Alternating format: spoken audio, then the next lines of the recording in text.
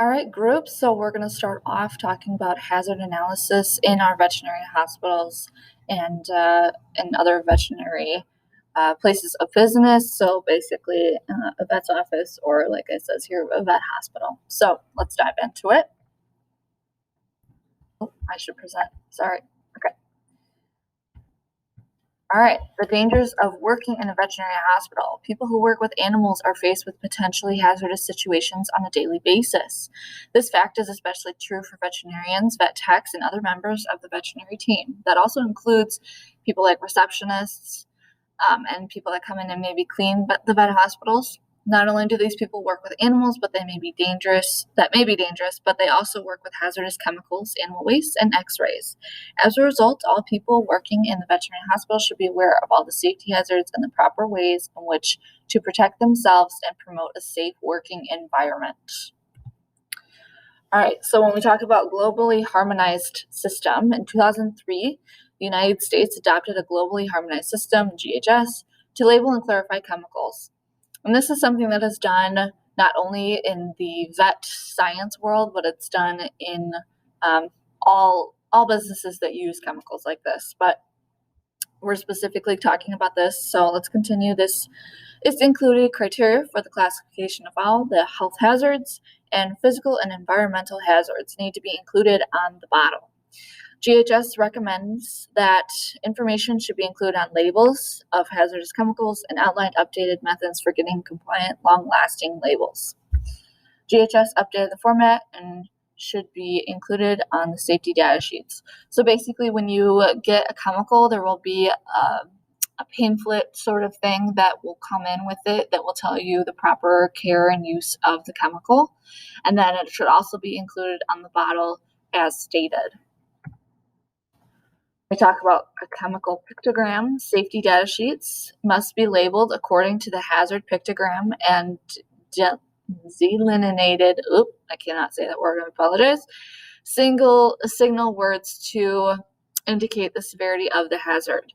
Signal words include the following: warning or danger.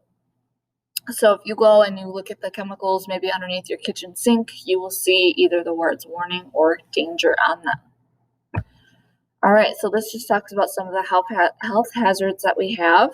This is something that I will be posting this PowerPoint, so you guys can go back and look at this separately, but I'm not going to read through it all, but basically it just states the hazards that will go with these symbols. So when you see the gas cylinder symbol, it means gas under pressure is a no-go, right? So it means basically that if you have, say, like a can of hairspray, that would be considered gases under pressure. That's something that needs to be in a temperature-controlled room and needs to not be punctured in any way. All right, let's move on. So when we talk about isopropyl alcohol, clear, colorless, flammable, mobile liquid used as a cleaning agent can cause serious respiratory issues.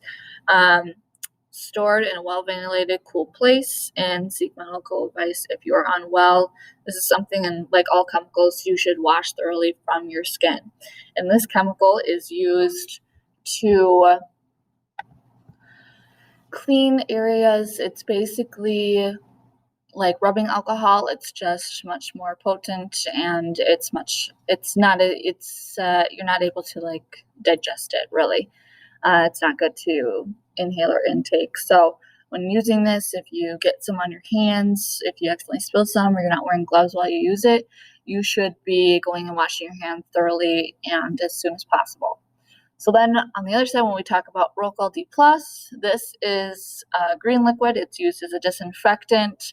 So after an exam in one of the exam rooms, the vet tech might come through and she'll wipe down all the surfaces for the next dog to come in. And that is one way that we work on avoiding biosecurity issues. So what is biosecurity? That's basically the precautions that we take to avoid spreading diseases in between animals and households and species, really. So doing the proper cleaning is something that we can avoid that with. But The Rocco D Plus is corrosive, it's harmful and dangerous to the environment. It can cause burns and serious damage to the eyes, harmful if inhaled, toxic to aquatic organisms.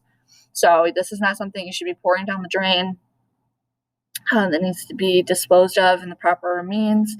You need to store it in a well-ventilated, cool place. Seek medical attention if you're feeling unwell after using it. And flush your eyes out for at least 15 minutes. Remove the contaminated clothing and do not induce vomiting. So this is something that if you're using it in the vet hospital or the vet clinic, you will be putting it in a diluted solution. So I believe the ration is half an ounce to 1 gallon. So that's not very much if you think about it, but if you come in and you don't dilute it, that's going to be pretty serious to your health, depending on where you're doing it. But anyways, so that is our basics of the hazards in a vet tech or a veterinary hospital or clinic. And then let's move on to our next presentation.